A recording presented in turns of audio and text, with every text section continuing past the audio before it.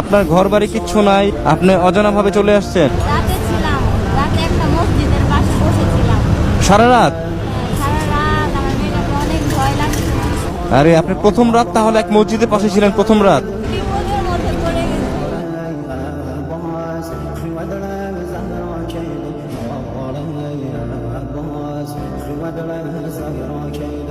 কি এটা মামুনি? কি এটা?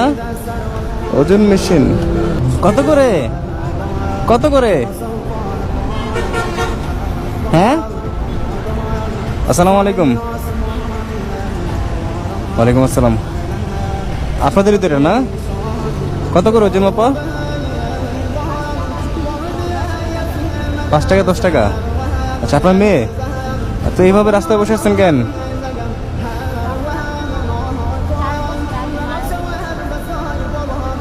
4 বছর আগে মারা গেছে?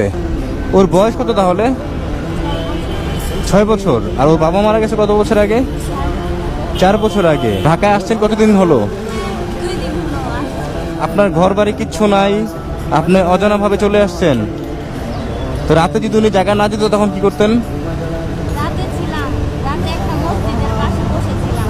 আরে আল্লাহ, এতটুকু একটা মেয়েকে নিয়ে আপনি, মেয়ে মানুষ আপনিও, দুইজনই রাস্তার মধ্যে ছিলেন আপনারা মসজিদের পাশে। আল্লাহ রে আল্লাহ, ইসরে আল্লাহ।